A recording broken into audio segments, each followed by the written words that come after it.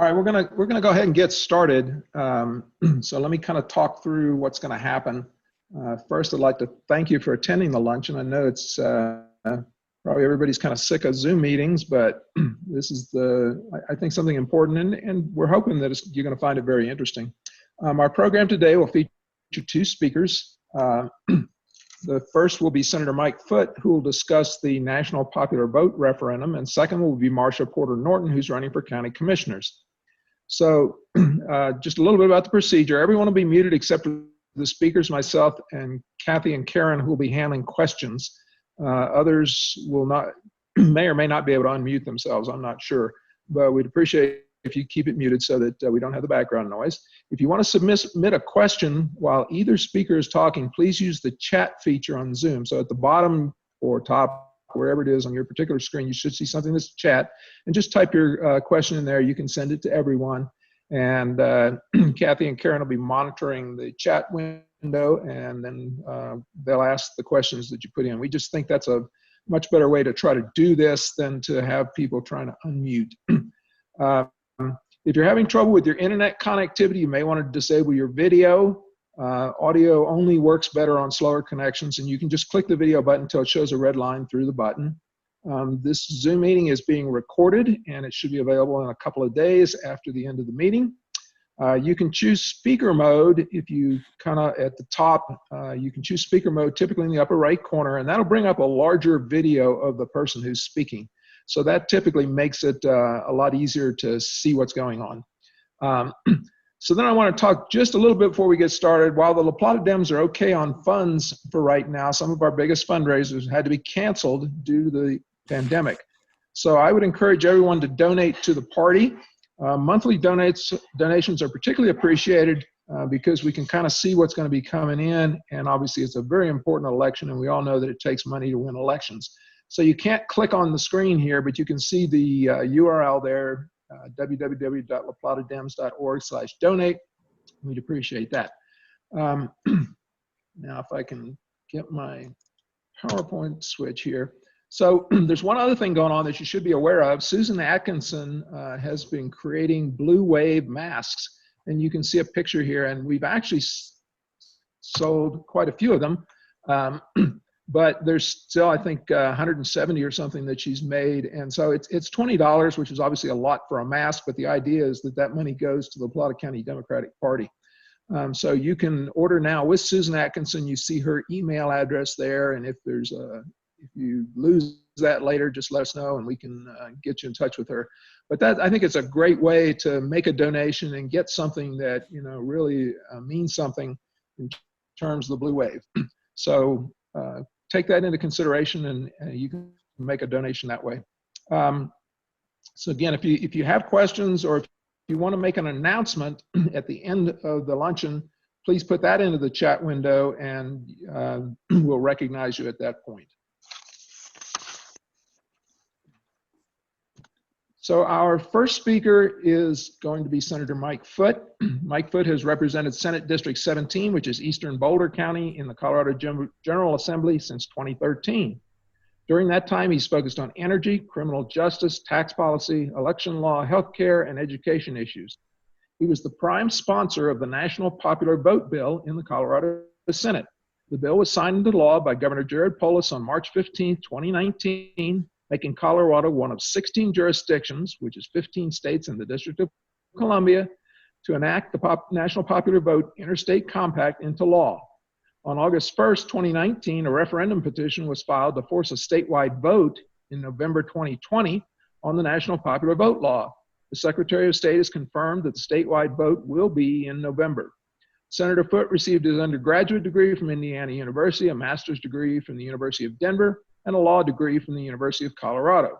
He was a deputy district attorney in Durango and Boulder for 16 years, and now is in the private practice of law in Boulder County. Senator Foote is committed to standing up for progressive values and pushing forward policies in the best interest of Coloradans. He's a firm believer in the national popular vote concept and has spoken widely across Colorado in support of the measure. So please welcome Senator Mike Foote. All right. Thank you very much, Gwen. Thanks everyone for being on this virtual presentation. I'm also similarly bummed that it's just virtual and not in person, because I would not hesitate to travel to Durango and take advantage of all that great open space and mountains and bike rides that you have down there in between the presentations. But be that as it may, we'll just have to go virtual here today. And my plan is to do a PowerPoint presentation to give you some of the basics about the national popular vote, and then open it up for Q&A. And I think I might have 10 minutes or 15 minutes after that for Q&A.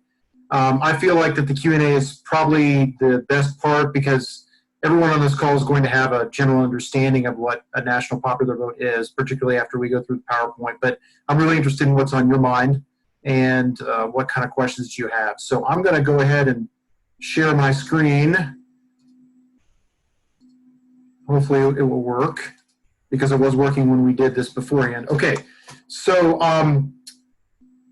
Gwen gave an introduction about my involvement with the national popular vote, so I'll kind of skip over that for the most part, but I'm trying to pull, there we go. But it's funny, we actually have the same picture. Gwen got the same picture from the same place that I did, I think, for this. But what was said in the introduction is true. I was the Senate sponsor of the national popular vote, so of course I believe very strongly in it. I think that the national popular vote is really the single best reform we can make to our democracy that we can implement at the state level. The single best reform we can do at the state level. There's lots of things, of course, I believe, and I think many of you would probably agree, there's lots of things we can improve about our democracy. Campaign finance is out of control. There's gerrymandering that's out of control in many states, and there's many things that need improvement. But the national popular vote and the way we vote for president is something that we can, through the plain language of the United States Constitution, actually affect at a state level. In fact, we have to, short of a constitutional amendment, we have to affect that at the state level. So I really believe that the national popular vote can do a lot of great things in how we elect our president and how we can improve our democracy.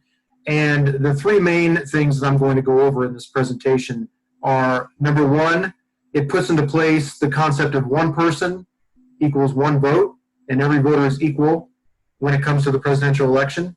Number two, it will make the presidential candidates actually have to campaign throughout the country and speak to voters throughout the country in order to be able to win the presidential election, instead of just focus on a few key competitive swing states. And number three, it will mean that the most popular votes will actually win. So the candidate that wins the most votes throughout the country will actually be the winning candidate, which, as we all know, is not the case with our current electoral college system. So going back to the first point, and all of these points are important, but certainly the one person, one vote point is key to a national popular vote, and the reason why I hope that ultimately we will implement a national popular vote in this country. We have said ever since the beginning of the republic that one person should equal one vote, or at least some people have said that. It supposedly was founded on that concept. We have fallen well short of that concept for many, many years.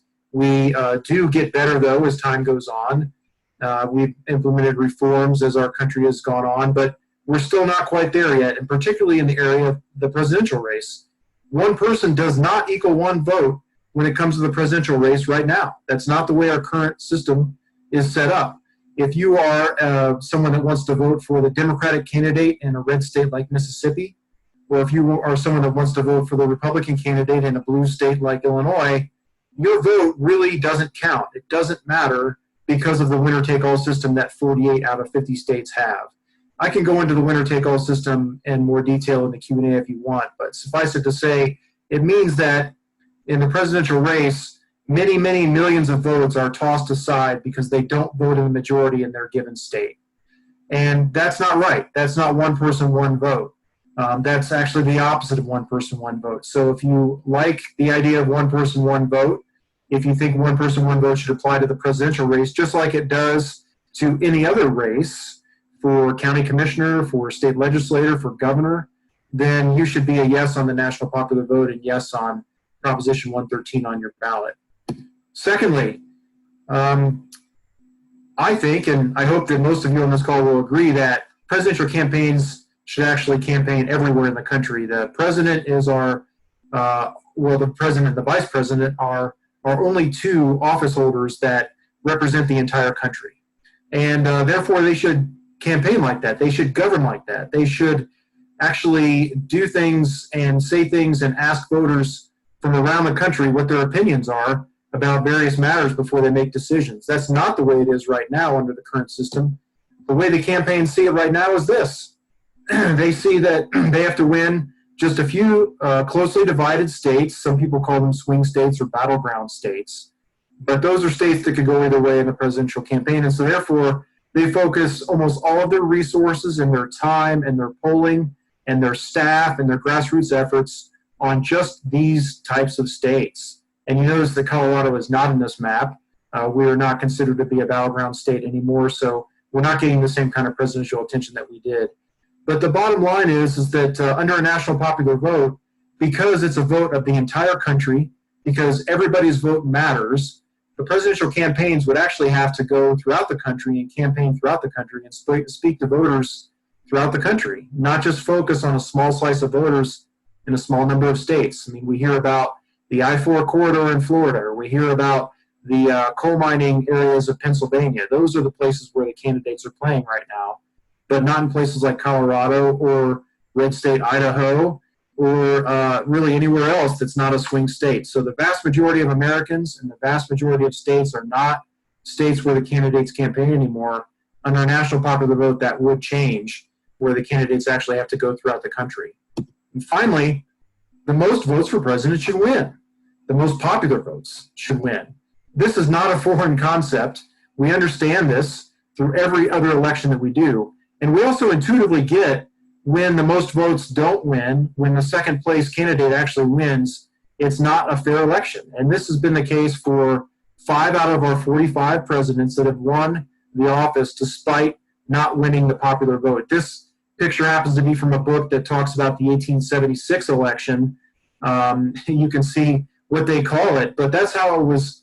That's how the 1876 election was seen by so many people, that the candidate Rutherford Hayes, who ended up becoming president, clearly did not win the popular vote. However, he, through a compromise, ended up getting electoral votes from other states, particularly southern states, that wanted to make sure Reconstruction was going to end. And so they made a compromise with Hayes in his campaign to give him the electoral votes from those southern states, and he ended up winning, even though he lost the popular vote by a lot to Tilden.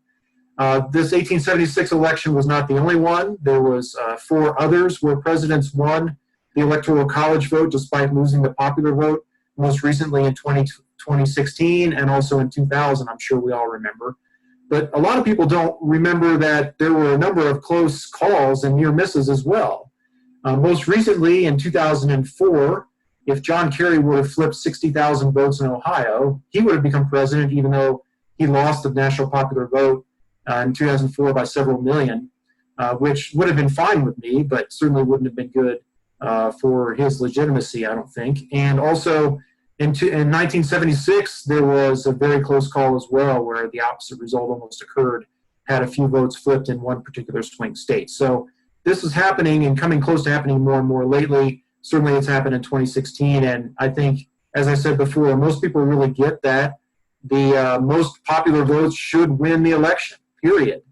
When that doesn't happen, that I think hurts many things. It hurts voter turnout, for example, when they don't think their vote matters.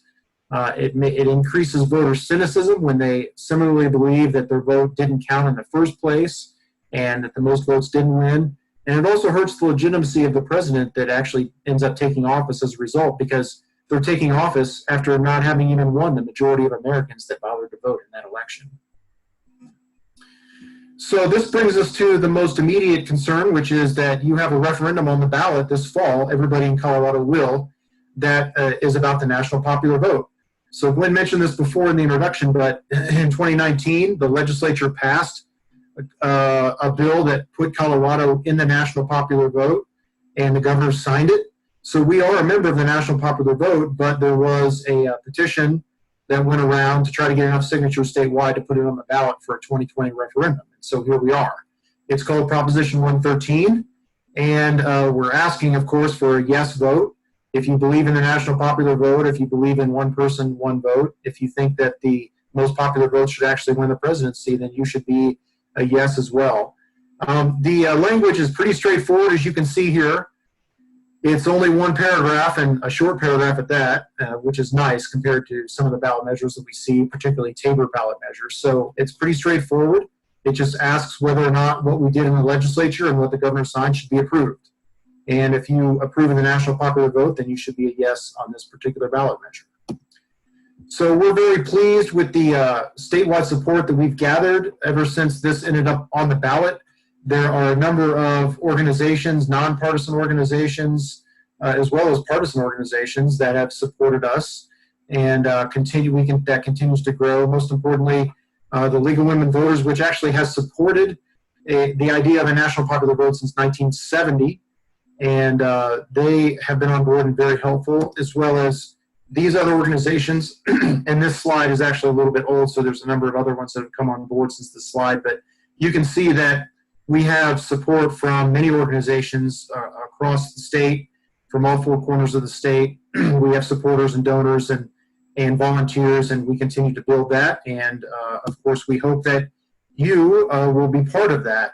That you can be involved with the National Popular Vote like any other statewide campaign. You can sign up for our email newsletter. You can record a video as to why you're supporting the National Popular Vote, and we'll put it on our Facebook page and website and YouTube channel. You can follow our Facebook page and get daily or twice daily updates about what's going on with the National Popular Vote. Of course, you can donate. And these websites on here have a lot more information. There's tons of information. I'm just going through kind of the highlights here, but there's tons and tons of information. In fact, there's a 1,000-page book if you really wanted to get into the weeds about this. But you can get all that through the website for free if that's what you want to do. So I'm going to conclude my presentation there. Like I said, it's just the highlights, and then we'll open it up for Q&A and see where we go from there. There was one question that I think Kathleen asked beforehand that I want to just address, and she already asked it. And that was to talk about how the electors are selected in Colorado.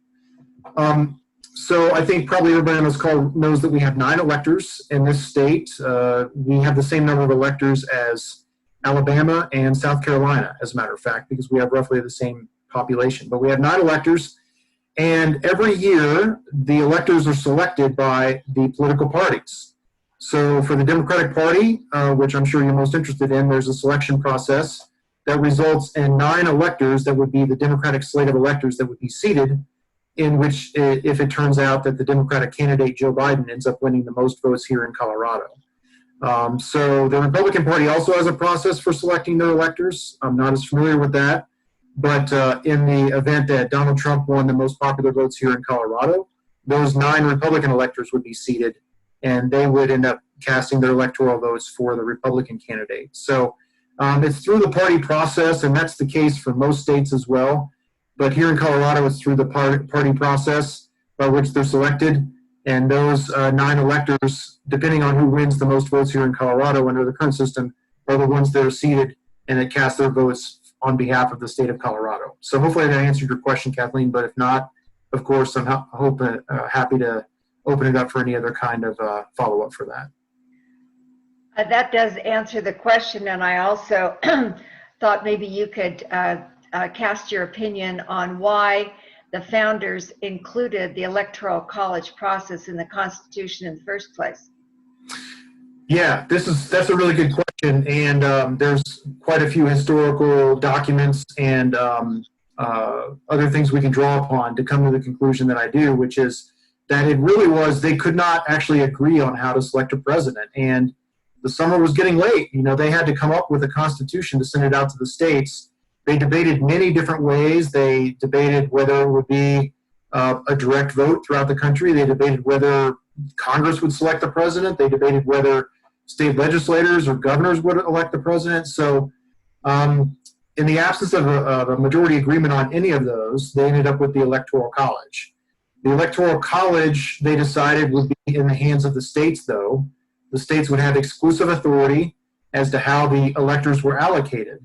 That's under Section 2, Article 2, Section 1 of the U.S. Constitution. And so they came up with this idea of the Electoral College, but then they gave the ability to run the Electoral College to the individual states.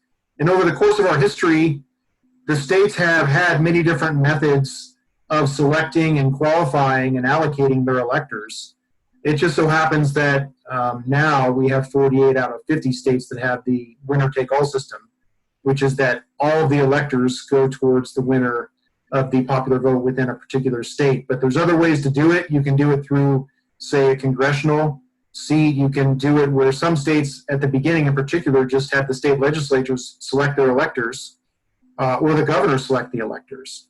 So there's lots of ways to do it. The founders gave the states that flexibility, and that's the flexibility by which the national popular vote draws its authority in the U.S. Constitution to make it so that instead of binding the electors to the result within one particular state, it binds the electors to vote for the candidate that wins the most popular votes nationwide.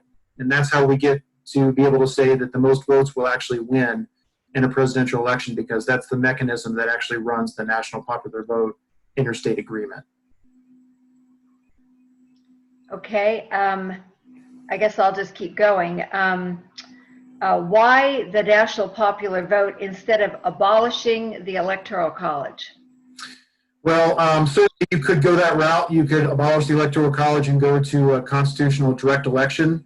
That would require the constitutional amendment, of course, which is 2/3 of Congress with 3/4 of the states. So, and that's been tried before. There have been amendments that have been proposed. They just have not received the necessary votes in Congress. As it turns out, mostly the southern states have opposed that kind of amendment over the course of many, many years.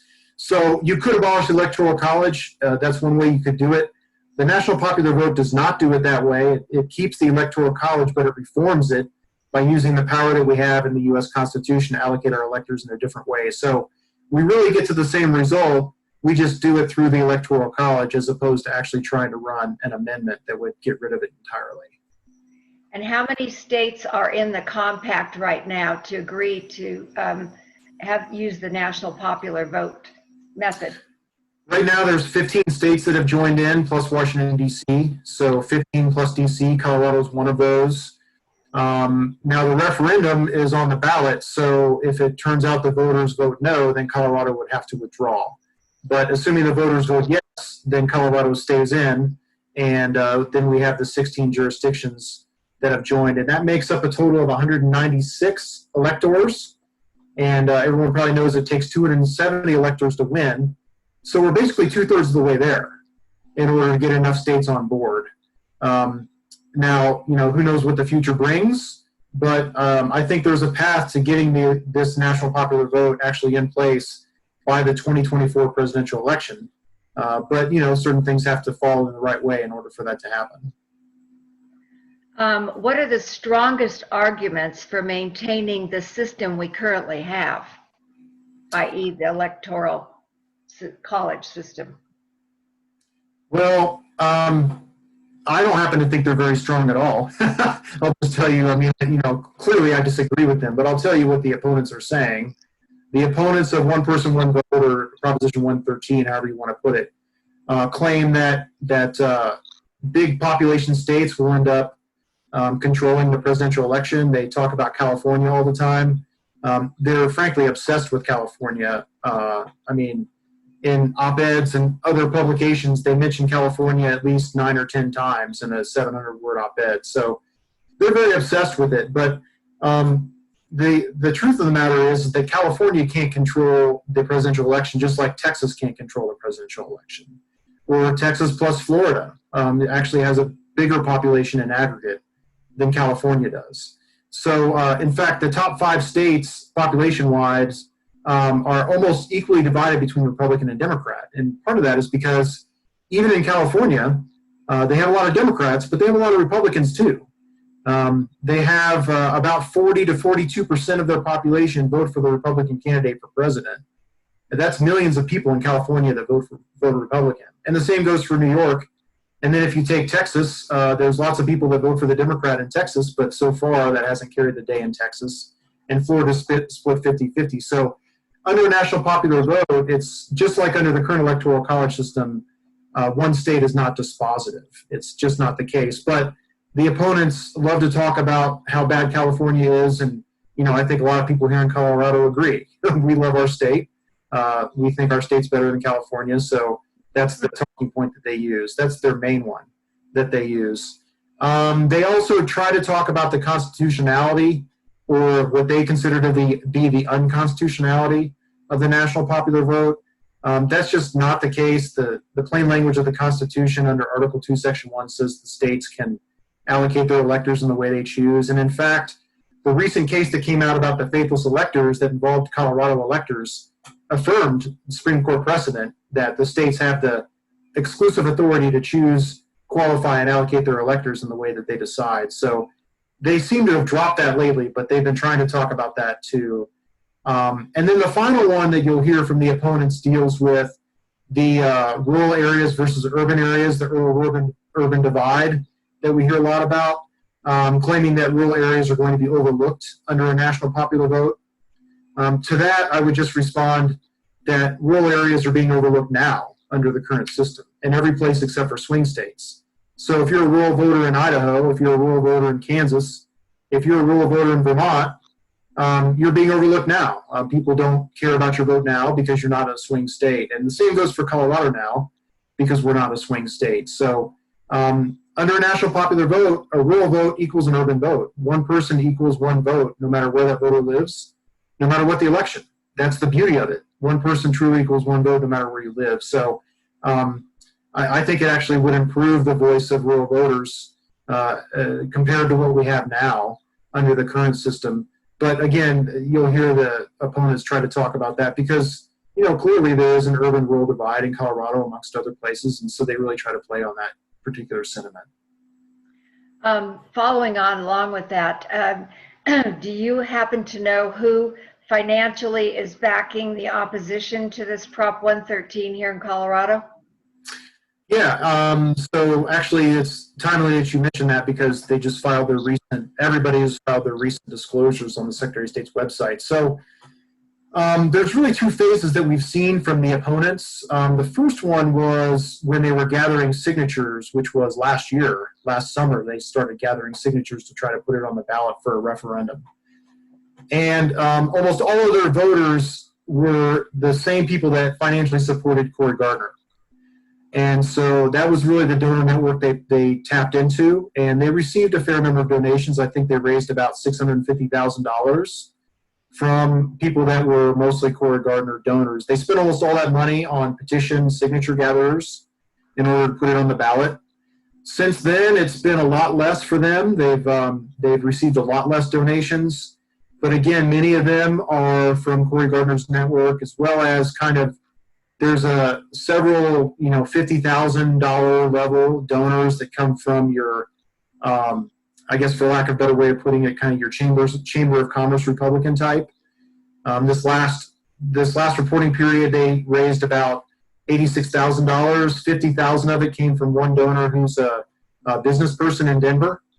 So that's really what we're seeing right now. But that could always change. They could find somebody that's willing to give $500,000 or $1 million sometime in the near future, and it could be someone totally different. But so far, we've seen almost all the people are from the Cory Gardner donor network.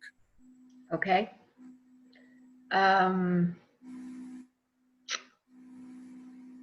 Okay, let's see.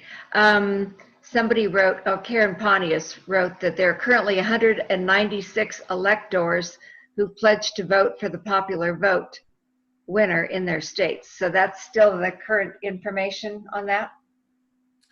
Well, there's 15 states plus Washington, D.C. that have joined the agreement that constitutes 196 electors. And so you have to have 270 electors. You have to have enough states with 270 electors to sign on to the National Popular Vote Agreement before it takes effect.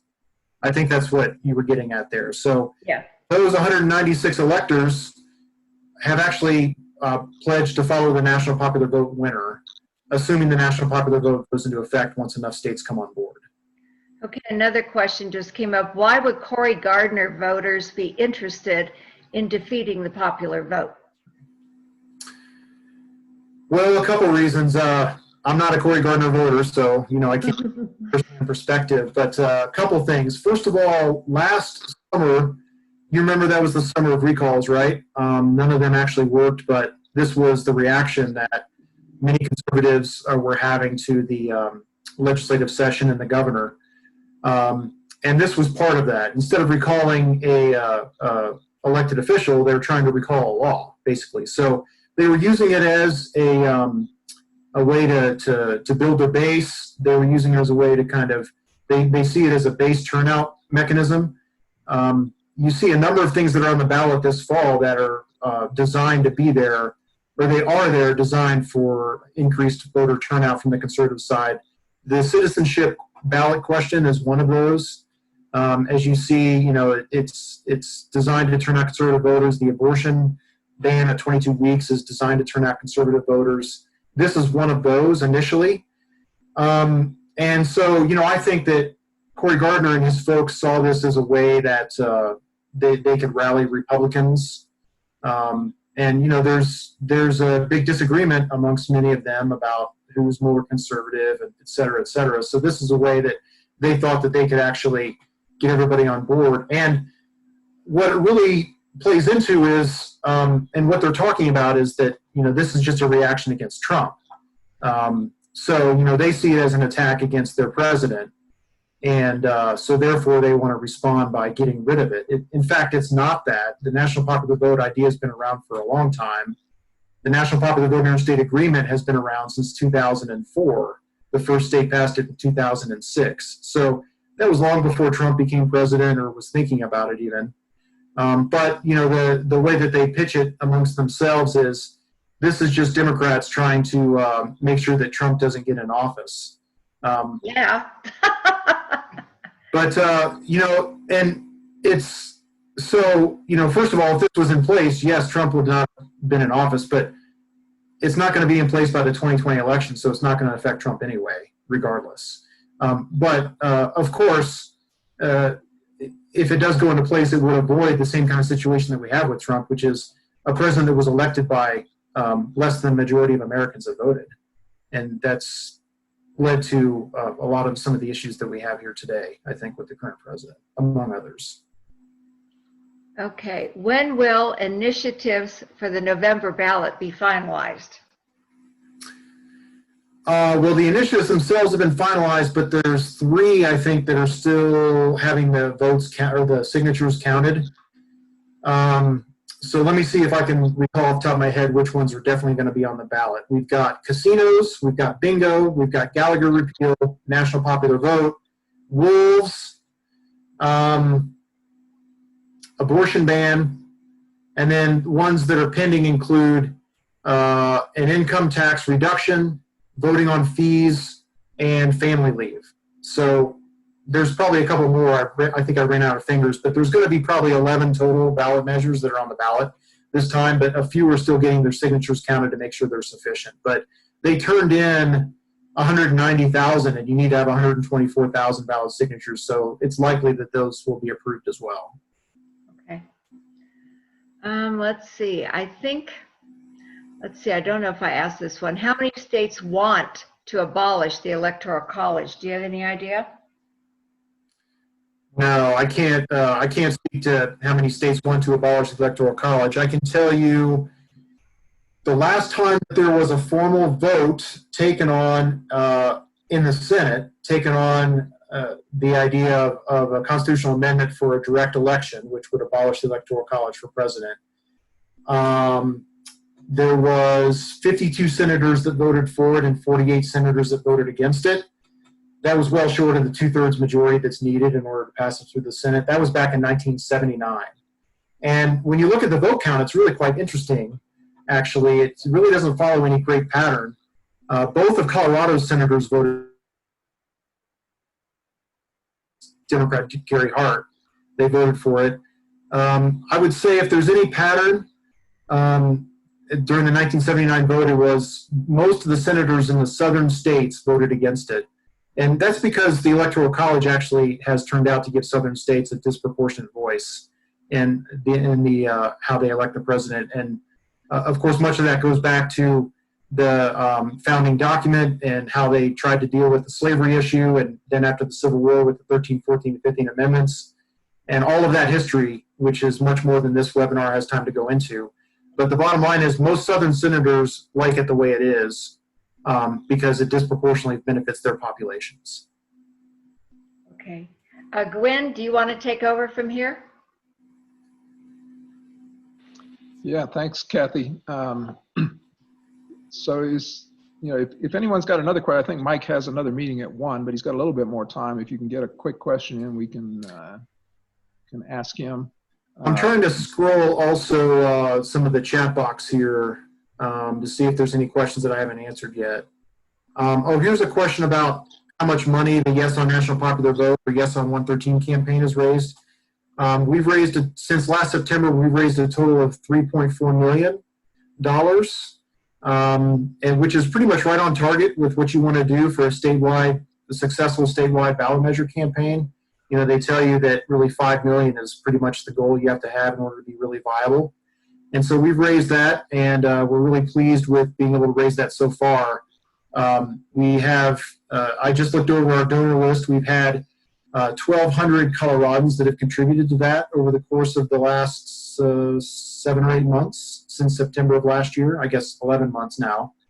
And of course, we'd love to have more. So if you're interested in contributing and helping us make sure that we pass this, then please go to the website. We'd be happy to have your support.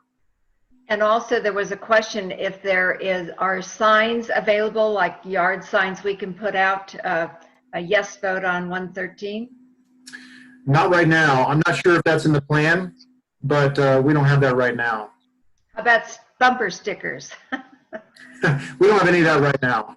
What we've done is we put a big amount of money towards our people and making sure that we have the right people out there advocating for it, as well as professionals that are doing the television commercials and the social media stuff. And we've put a bunch of money down already on television commercials for the fall.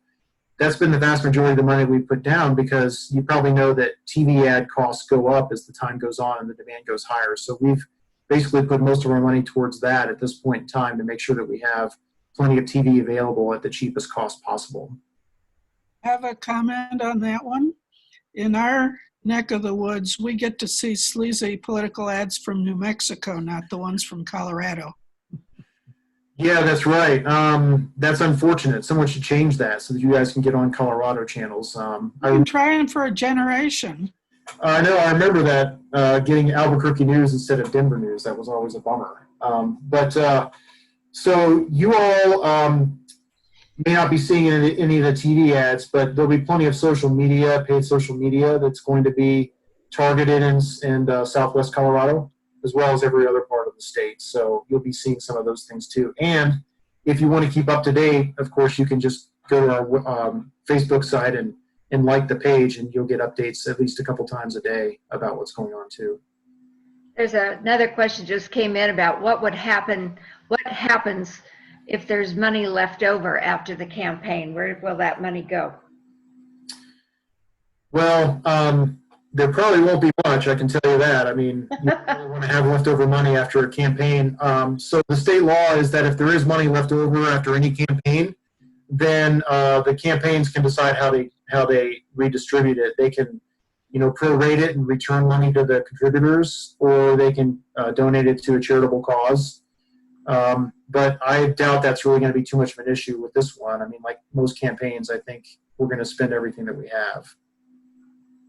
And where's the best place to donate, Mike? I mean, I assume there's a website somewhere that'll connect you to ActBlue or whatever. What's the best one for that? YesOnNationalPopularVote.com. Just Yes on National Popular Vote. Even if you just type in Yes on National Popular Vote in Google, it's going to pull it right up. Okay. And that's for Colorado, or that would go nationally for the campaign? Okay, here. Okay, thank you. Yep, it goes for Colorado. The National Popular Vote has their own website too. It's just nationalpopularvote.com. So that's got lots of great information too. But the Colorado effort is specifically YesOnNationalPopularVote.com. I guess maybe you can see in the chat that Ann Marquardt's encouraging you to copy us at the Dems with anything you want on our social media. Oh, okay. That's great. So, Mike, I will go ahead and send you an email so that you Okay. have, and then we can put it out in our newsletter and on social media on a regular basis and really explain to the best of our advantage, run it by you, what is MPD. yeah, that's great. So if you're going to be the point of contact, then we'll definitely keep that in mind. We're putting all that together now. And to the extent that you all have a voter guide or anything like that, or if you want suggested content for a blast or two that goes out to all your members, that's part of my job, is to type that stuff up. I mean, of course, I'm sure you can write it on your own, but sometimes people just find it easier to take stuff that's already been put out there. So happy to help out in any way that I can in order to help you educate all the folks on your email list. Sounds good. We'll go ahead and I'll contact you separately. Thank you. Oh, the other thing is, since we're talking with you all in La Plata County, the Durango Herald actually came out against national popular vote back in January of 2019 when this was being debated. I've read it, of course. It's kind of off. But, to the extent that you all can write letters now as we're getting to referendum voting time, I think that'd be really helpful, because the only thing that I think, there's been a couple of letters that have been published from around the area, but to the extent you can write letters in support of it, I think that would be really helpful for people that are reading the paper still. I wonder if we could get you to put in an op-ed. I wonder if they would accept that to counter. The thing of it is, the editor is about to leave the paper, the opinion editor, which is really good. We're all extremely happy about that. Yeah. And as soon as he leaves, I mean, we could figure out how to queue up an op-ed from you in September or early October, which would be far more advantageous anyway. Yeah, and Yeah. I was going to comment also on the fact that the editorial page editor is leaving. I would, and I know you have friends and ties here in Durango, I'd really encourage you, after a new editorial board is in place, to come down here and meet with them again and see if you can't get a different endorsement out of them. Great. Yeah, that's really good. That's good to know. I didn't know that that person was leaving. Do you have any idea of timeline there, or is it just kind of TBD? Yeah. We've heard by late August is what we've heard, right, Okay. Carol? Yeah. Well, so what we've seen with other papers, unfortunately, is that the editorial page editor leaves and nobody comes to take that person's place. And so then they stop doing editorials and they just publish letters. We've seen that with the Chieftain, Steamboat Pilot, other ones around the state. So hopefully that doesn't happen with the Herald. But that's really good to know. And to the extent that you all could help facilitate that, it's really what you think would be best. Of course, I'd be happy to write an op-ed and sign on to it. Whether or not somebody from Eastern Boulder County is the most persuasive voice, I'm not so sure. Maybe you could find a different voice that could sign on to it, or maybe not. But happy to work with you in order to try to figure that out. And whatever you feel like you could facilitate, we'll do the work and make it happen. Somebody also asked about, go ahead, Ann. I was just going to say, what if we had an op-ed signed by you and co-signed by Barbara McLaughlin and Don Coram, if we could get him? Well, both Barbara and Don voted against it back in 2019. So. Oh, really? Okay. Yeah. So that's probably not going to happen. Not going to happen. Yeah, but to the extent that there's a well-respected local leader, also, I mean, it could be somebody from League of Women Voters, because they're, the La Plata County chapter is very active and very supportive. And so that kind of helps bring a good voice there too. Plus it's apolitical, which is great. Yeah, they're a nonpartisan group and they're very educated on these things and they're very supportive of national popular vote. So that would be a good voice, but clearly the people down there better than I do. So it could be co-signed, I would imagine, if the editorial page is interested in that. Or I could just write it, and then whoever you find down there could sign it. And we do that in plenty of places too. Somebody asked about if you could get your ad people, the people who buy the ads for your for your information. Could they put that on the Albuquerque station so we could get it here?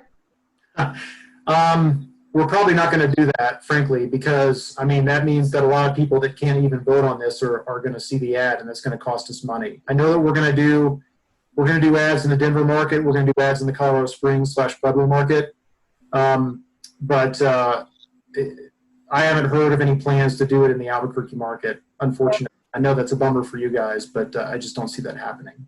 Let me just correct that a little bit, because we do now get ABC and Fox TV from Albuquerque. They're available, thanks to Senator Bennett and Phil Weiser and a bunch of people that were working on that. So we are getting Denver TV if you want to look at those 2 Denver TV stations. Oh yeah. We're going to advertise on the Denver TV stations for sure. Yeah. So to the extent that you all get the Denver stations down there now, like you said, Fox and what was the other? ABC. Yeah, there's going to be advertising, I'm sure, on those channels. It's going to be all the Denver channels and the Colorado Springs Pueblo market too, for sure. Mike, I'm sorry, one other idea is Rocky Mountain PBS. Most of us do get that and watch it down here. And they do such great debates and forums online as well. Are you scheduled for anything with RMPBS? No, but they're on my list to reach out to. I just haven't done that yet. So do you have any particular connection there? No. Okay. Well, that's okay. But yeah, they're on my list to reach out to because I agree. I think they do. They have some good forums and good educational information, and we're going to try to make sure we don't have any stones unturned. So that's one of them that's on the list. Okay, we were going to make sure we let Mike go in time for him to get ready for his 1 o'clock meeting. So I'd just like to thank him very much for the presentation. It's really interesting and really timely. And so we might just give him a virtual round of applause for showing up. And really appreciate it, Mike. Yeah, thank you very much for having me. I really appreciate the invite. Happy to come back anytime. And Ann, I guess I'll kind of wait for your information. What I'll do is let me just tell you what my email address is right now. Although you can get it from Gwen as well. And then we'll keep in touch that way. So my email address is mjb, that's B as in boy, F as in Frank, OOTE, mjbfoote@gmail.com. Okay, again, thank you, Mike, and we appreciate it, and we hope you have a good 1 o'clock meeting. Okay, you too. Have a good rest of the day. Thanks a lot. So our next speaker is Marsha Porter-Norton, and I did not ask her for an introduction, so I'm just going to let her introduce herself. I'm sure that most of you know her anyway. Again, if you have questions for Marsha, please put them into the chat window. So welcome, Marsha Porter-Norton. Thank you. And thank you, Gwen, for doing the job that you're doing with the club, having worked with the club. It was such a great time, and I know how much work goes into these luncheons, and now everybody's adapting and doing them virtually.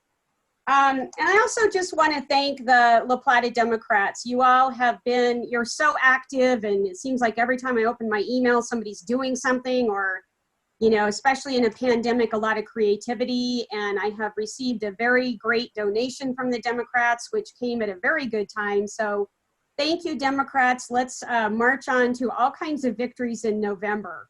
I know most of you, I look back through the names, and so I'm gonna, this isn't my stump speech because a lot of you have heard that before, but just to give you a quick overview, I saw a few folks that might be new, and I'll truncate this, and it's on my website, which is marshaporternorton.com.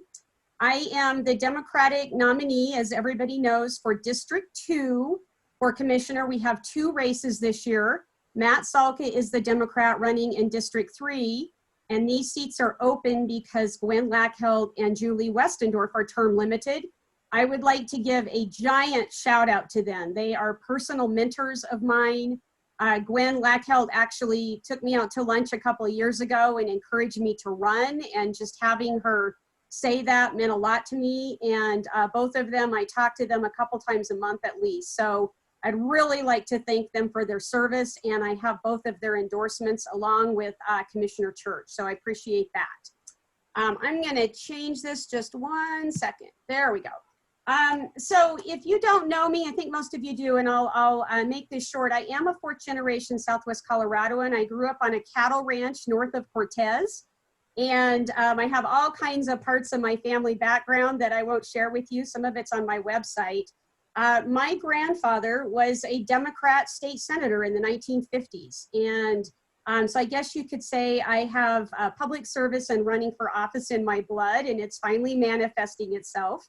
And he actually went to high school out at the old Fort Lewis campus when it was a boarding school. So I have roots that run very deep, and it's a privilege and an honor to be running for office. I have been a candidate longer than a lot of presidential candidates, which I find very interesting. And it's been a long haul here, but I've enjoyed almost every single minute of it. I announced in February of 19. And since then, I have been out fundraising and did a great event on February 22nd at the VFW with Tim Sullivan. A lot of you were there. And thank goodness I did that, because it wouldn't have been possible a couple of weeks later. And more importantly, I've done 50 listening sessions. I've done them on topics like renewable energy, housing, growing good jobs, youth, or I just went out to kitchen tables. Helen Ruth Aspis out in the Hesperus area, Diana Wilson up in Vicedo. I've been all over the county. I've lived here for going on 28 years. Again, a Southwest Colorado native, but I came into this race knowing what I cared about, but of course needed to hear from a diversity of residents. So that was really valuable in putting my platform together. I'm gonna get to that in a second, because I know many of you are policy people and you wanna know what somebody's gonna work for. My platform is on my webpage, marshaporternorton.com, one word without the hyphen, and so you can find it there. So a couple of weeks ago, the reason I'm in this race is to build healthy communities and grow a strong, vibrant local economy. That's my overall mission. And some people call that quality of life. But in COVID, we have so many families hurting and so many small businesses hurting. And yet we're trying to balance this stay healthy and be a healthy community, and the mask issue that rages on. And so I thought that was a really appropriate way to balance the mission of why I'm running. I truly care about healthy communities, and I'll go into that, but also we all have to really work to bring our economy back. The stories that I'm hearing about, and we of course just let the unemployment benefits run out on the federal level. So people are really hurting, and this is going to be a long haul here. One thing that is often overlooked is that county government plays a critical role in dealing with the pandemic. And on my brochure, and all of you will see this, I have on there proven leadership. These are really hard times we're living in, and county government plays a role. We provide human services to many, many, many people, and that includes SNAP benefits, WIC, getting people qualified for those kinds of basic food programs, as well as healthcare. So the Department of Human Services plays a huge role. We have a commissioner that serves on the Board of San Juan Public Health, and our public health department is a separate quasi-governmental entity, but both Archuleta County and La Plata County are integral and provide funding to the tune of about $500,000 a year. And the county commissioners just approved, I believe, another couple $100,000. So we are right front and center in this pandemic in terms of public health. And then we do things like we run a senior services program, a veteran services program. Both of those populations are very isolated during a pandemic, like so many people. A lot of them have underlying conditions. They might lack transit. And so the county is really central in the pandemic. I am on every Zoom call that I can get on, and our county has been central, working with, 35 other entities at least. The Community Foundation, the municipalities, the tribe, the city, the towns of Bayfield and Ignacio, to have a response. And I think our county government has done a good job, but we are going to have so much more to do. And that is why the kind of leadership that I really believe I'm bringing to the table of a strong, proven leader is very important. So just a little bit about me and my background and why I think I'm qualified. I moved here from Denver in 1994. I met my husband in Denver, and he's a Fort Lewis College graduate. And we came here with about $10,000 in our pocket. We were 30 years old, didn't have much money. And we've been there. We've been in the trenches making a living here. He started a business, and I moved here and got a great job with an organization called Operation Healthy Communities. And we did, just like the name says, we did healthy community projects, not only all over La Plata County, but in San Juan County and also San Juan County, Colorado, and Archuleta County. So we did forums and we sponsored health projects, and we really brought communities together to find common community solutions. It is through that nonprofit that I learned how to be a facilitator, and that's what I have done since 2000. I have my own consultancy business, and I have worked, led or managed over 1,300 meetings, working with 100 groups, and I'm very results oriented. Sometimes I think facilitators can be too process oriented, and so I've really developed, I think, an expertise in helping groups, get someplace, whether that's more conserved land or helping nonprofits get through strategic plans. And I have become known as the facilitator that can handle very controversial issues. So I was the lead facilitator, many people know this, for the Hermosa Creek Work Group. And in 2014, after 6 years of work and 55 meetings at least, we got consensus and federal legislation. We didn't do it alone. Senator Bennett played a very key role in that. And by the way, last week, I got the endorsement of Senator Bennett, and I'm very excited about that. I've worked with him for years on public lands packages. But we got a federal legislation, bipartisan, that conserved over 100,000 acres. And it involved the water community, recreation community, mining, logging, et cetera, et cetera, et cetera. I was co-founder of a group here called the Community Health Action Coalition. We started in the early 2000s, and we did a lot to bring, there was a time when we didn't have an integrated healthcare clinic that was federally funded. We worked very hard to bring that clinic here, because back in the day, many retirees moving here or people that were lower income did not have access to physicians or providers that provided Medicaid or CHP plus, or would take people who are uninsured. So we worked very hard for basic stuff like primary care. We worked really hard to get a psychiatric resource that Access Health Systems runs. And we did a lot of just community projects, forums around healthcare. We ran a ballot initiative that I co-chaired in 2006 around funding a community clinic. It wasn't successful, but like in most things in life, you learn from your mistakes or things that didn't work. But I've worked very hard on healthcare for years in this community. I worked on the Road and Bridge campaign in 2016, and also a very successful campaign I co-chaired, a ballot initiative that was a Tabor, it was called Ref C in 2005, and it was a Tabor override. So instead of us all getting like $47 from our Tabor refunds, that went back into local road projects, Fort Lewis College, K through 12 education. I have served on 10 nonprofit boards and commissions, and I have won awards, which are on my website. And so I am going to be ready. I've been a candidate a long time. I'm a do my homework person, and I'm going to be ready on day one to serve everybody in the county. I'm really running, again, to create healthy communities and a better economy. And as a facilitator, I believe that even with the polarization that we have now that is really horrendous, and I know all of you feel that and know that, I truly believe, and I don't think it's naive, that we can unite and solve problems for the common good. So that's really one of my key core reasons I am in this race. So as a professional facilitator, I've seen that time and time again, where if you can get past the rhetoric and get past some of the initial polarization, it doesn't mean we can solve things perfectly or everything is solved perfectly, but I really want to bring people together around some key areas, and I will tell you what those are. We need a better and more diverse economy in La Plata County, and this could not be more important since COVID.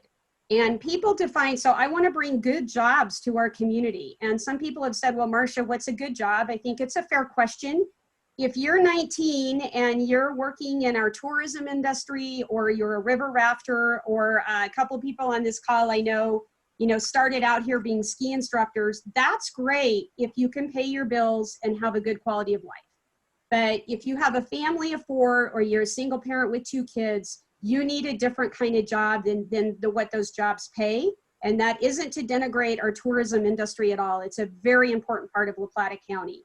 But I'm really interested in diversifying our economy. And that looks like clean energy. I'd like to see how we can bring more clean energy jobs here. Local food and agriculture and timber products that are harvested in a sustainable, good way. How can we create value-added jobs through those kinds of industries? The creative industries are, I visited a community center, the Eli Community Center at Ignacio last week. It's amazing what's happening with our creative industries in La Plata County, the creative district in Durango, and then sustainable outdoor recreation. So these are all going to be our future, and we need to purposely and intentionally look at diversifying our economy so we don't have quite the dips and the proverbial river rapids that we have from extractive industries and from tourism. So I think we need to diversify. I think we do that. I'm hugely supportive of the land use code. It's over 400 pages and there's going to be 2 hearings on it. So I'm not going to pretend or tell you that I'm an expert on every single page. The process has been arduous. The county ran into some really stiff opposition when they rolled out the first code a couple of years ago, and they have worked tirelessly to bring us this new draft code. Again, I'm sure it's not perfect. It can always be tweaked and perfected, but I am in support of a new code because it is a way to manage growth. We are going to have 70,000 people living here by 2030, and we need leaders that have vision and forethought and collaborative skills in order to plan for this growth that is going to happen. I am in favor of economic development areas in the county where we have infrastructure, and to those areas we can bring housing, we can bring light manufacturing, we can bring affordable housing and jobs for people. And so I'm very much for the code facilitating economic growth without certainly having strip malls blanket our entire county, because I don't think that's what most people want. Another part of our infrastructure, a growing economy, is good roads and bridges. They are the county's biggest asset. We're underfunding them. The Road and Bridge Fund is short about $1.5 million a year. And roads are not only for us going back and forth to work, they're for emergency response, and they're for recreation and tourism. And so eventually we're going to have to look at our Road and Bridge Fund. 2 ballot initiatives have failed. And so we are going to have very, very deep and robust and serious and extensive conversations with La Plata County residents about what services they want. Some people like their road that isn't great, but the fact is we need to take care of them, because once roads fail, they are so much more expensive to rebuild. Another big part, and the county, by the way, doesn't do all this. They do it in partnership with other governments and with the Economic Development Alliance and on and on. We must expand broadband internet. A friend of mine lives in Lightner Creek and has to come to the City Market parking lot to check her email on some days. And I'll tell you, during this pandemic, we have seen a giant inequity come forth with people with kids that cannot learn at home. And it's a very hard proposition. There's a lot of groups working on it, LPEA, La Plata Economic Development Alliance, private businesses, but we have got, if you have good internet, thank your lucky stars. I have it living in Durango, but many people in our rural areas, it's hard for them to download documents or videos, let alone educational materials. And then keeping our airport strong is one last part of my platform. That is, the airport has a commission. It is a joint effort with the city and county. And thank goodness CARES money has come in with airport travel being so low during this time. So I really do care about good jobs, and I care about everyone. I care about these jobs helping people. So rural economic development is a big part of my platform. The second part is vital county services. We can't, in the old days when I moved here, oil and gas paid the bulk of our bills. Our production is flat, and therefore our property taxes are flat. And we are going to have to continue to find ways to fund our county budget as we see population grow to 70,000. We may need during this COVID era, although the county hasn't been there yet, to find efficiencies in the budget. And since we just went through a really tight time with the county budget, we know how to do that. I believe that growth new growth needs to share the burden of paying its proportionate share of costs. I'd like to see a fair and equitable road impact fee go in so we can take care of our county roads that way. And again, I will say it, whether we put anything on the ballot in the future, it certainly has been demonstrated by the Long-Term Finance Committee to be needed. But I don't think we should go to ballot until we know we've had very, very good conversations with virtually every resident that we can talk to about what they expect and what they're willing to pay for. And then you start looking at that. Would that be a use tax, a sales tax, a property tax, all of that? Right now is not the time. I think there's enough people hurting out there that going to ballot certainly anytime soon doesn't make sense. Affordable housing is really important to me. I did a Zoom town hall. It's on my Facebook page today. And what I am calling for is we need a county-wide plan. I'm not going to go into it. It gets to be a little minutia. The city of Durango has a plan, but the county does not have an affordable housing plan. And somebody suggested, and I have changed it, is we don't call it a plan because that kind of seems like something that's going to sit on the shelf. We need a county affordable housing investment strategy. And I'd like to see builders and the building community, the business community, the towns, again, of Ignacio and Bayfield, as they may see fit, the city of Durango, nonprofits, everybody come together. It doesn't have to cost a lot of money, and see what we can do to get more affordable housing. We need to know what kind of housing we need where, and I think all options have to be on the table. And I'm very excited that the Regional Housing Authority looks like it's going to be coming out of hibernation because they have bonding capacity, which is something that we may need in the future. Public health and safety is a priority of mine. That obviously means being safe in COVID, but it also means, particularly in our county, being safe with wildfire. I'd like to see any community wildfire protection plans be supported. And the county is currently doing a lot of planning and thinking and mapping around wildfire, and there are going to be policy initiatives to consider coming out of that process. I support forest restoration and forest health. We have a very exciting multi-million-dollar initiative now in our region that's covering the entire San Juan forest. And that's the Rocky Mountain Restoration Initiative. I will go to every meeting I can on that because water comes from our forests. And so, again, county government plays a role in all these areas. I am a big advocate for a clean energy tomorrow. I would like to see La Plata County, and we already are doing that in so many areas, really lead the Western Slope counties for clean energy. It immediately puts us in the conversation, of course, with what's going on with LPA and Tri-State, and I get that. But I believe regardless of that conversation, although that conversation is integral to renewable energy, but we can look at things the county can do. We can look at our buildings and can solar facilities or other renewable facilities be part of our buildings? What is our fleet like and how can our fleet be cleaner? Are there partnerships for charging stations that can happen at county facilities? There was a group that tried to do a climate energy action plan in, I think it was 12. It didn't go anywhere. So right now what I'm doing with the draft of, or the climate energy action plan of 12 is trying to understand why it didn't go anywhere.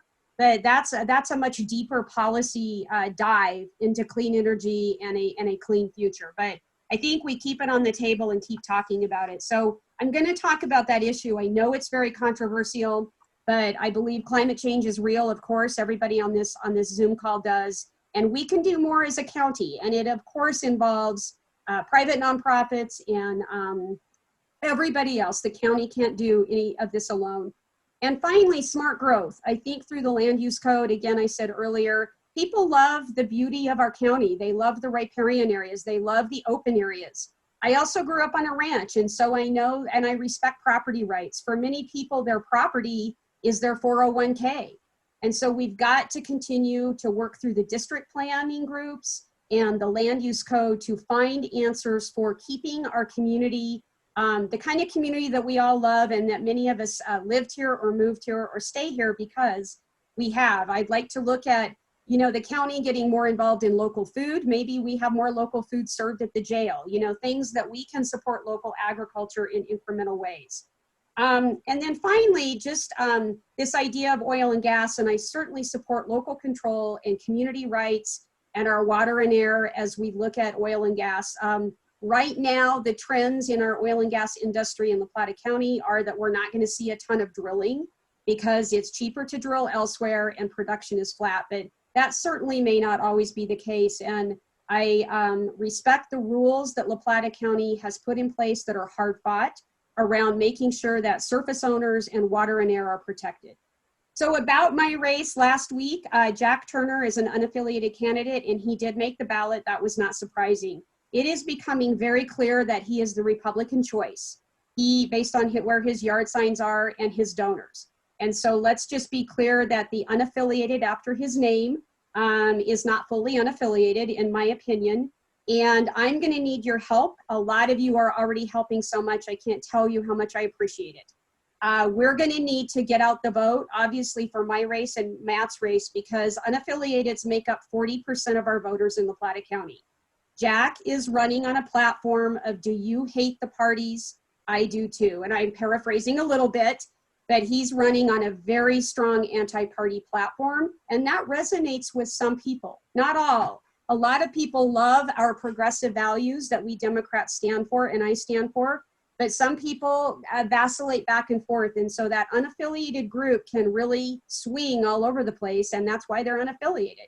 So we really need a lot of help, and I appreciate again all the help that you can put forth. Jack has never served on a nonprofit board or any kind of public service position. He runs his family's estate. They have a lot of commercial property. They have been here a long time. They have big name recognition. And so I'm not taking this race for granted. When he announced that he was gonna run, somebody that I really trust said, well, Marsha, your race is about 50-50 now. And so I have a very, very strong race. I've been very good with fundraising and all of it, but I'm not taking it for granted. So that's why this call is so great to be on. So the way you can help, and again, I'm preaching a little bit to the choir here, is first of all, I see Beverly Ellis is on. She's put a lot of work into a Zoom call next week on the 13th. Thank you, Beverly, for all the work you've done. It's gonna be at 6 o'clock, so you can go to my website or my Facebook page or get the email from anybody that you can send your friends. And the purpose of that, it's called the 3 M's, Matt and Marsha, and that was very creative. And we are just wanting to get out there during this pandemic. So it'll be myself and Matt Salka with Beverly moderating, and I'm super psyched about that. On the 20th of August, I have a Get Out the Vote training. I will be knocking, I can't knock on thousands of doors and actually have the people open the door, but we're gonna drop literature, we're gonna text, and we're gonna call thousands of people, especially unaffiliated. I have a fundraiser coming up in September called Pets, Politics, and Marsha for Commissioner. You can bring your pet on the Zoom call, and again, like my Facebook page, and you can share all this stuff. So I am endorsed by not only the 3 current commissioners, but also by Josh Joshwick, Wally White, and Bob Lieb. I'm also endorsed by Senator Bennett, and I have the very strong support of Barbara McLaughlin. Jack has intonated on his Facebook post that I'm getting those endorsements because I'm a Democrat, and that's not the case. I've earned those endorsements by working with people on projects that actually have made a difference in people's lives for years. And so I really think I have a good chance of winning, but I'm not taking it for granted. And any help you can give, and by the way, Jack is not the Jack Turner on LPA's board. I know all of you know that, but please tell 20 friends, and I'm not being flippant about that. It is amazing how much confusion there is about the 2 Jack Turner issue. And so I appreciate Democrats. We need our passion and our energy now more than ever. I know all of you are the ones in the trenches, and thanks for all your work, whether it's on my race or anybody else's race. You can put up yard signs, you can do my Marsha decal that's hopefully on everybody's car. And I do still need money. My costs have gone up in the pandemic due to needing to be digital. And I'm 57, I'm sorry, I don't always know how to run a Zoom call or do those kinds of things. So my costs have gone up, making sure that I have that staff capacity. So I probably went on a little bit too long, Gwen, I'm sorry, I can go on and on. But thank you, everybody. I'm looking around, and please be on the Zoom on the 13th and just help out however you can. Thank you, Marsha. Kathy, I think we had at least one question in the chat. for Marsha. Right, yeah, it's regarding the fact that the county commission for the past few years has been cutting the budget. Have you created a plan to also cut the budget of the But county? that's a great question, whoever asked that. First of all, the cutting went on 17, 18, and 19. And what happened, and this is where people have told me I can get too into the weeds, and so somebody needs to go like this when I'm getting too into the weeds. What happened is well, first of all, oil and gas downturn really made our budget very, very dicey. But combined with that, the previous county managers had very conservative budgeting. So they way over budgeted expenses and way under budgeted revenue. So when we got a new assistant manager in Mike Sechrist, and then Chuck Stevens came on board, they decided, you know, that we can still be conservative and smart, but we can not have the gap be like this at the end of the year. So in 20, they were able to hire more positions back. I think something like 30 positions were open, and they've been able to hire some of those back. And then amazingly, during the pandemic, I'm actually shocked by this, the county budget has been fine so far. The city has seen about a 10% increase, I think, maybe 10 or 11. But the county's budget has not been hurt. They get property tax. Where it is going to be hurt is next year is funds coming in from the state government specifically. Our state government is really going to be hurting next year.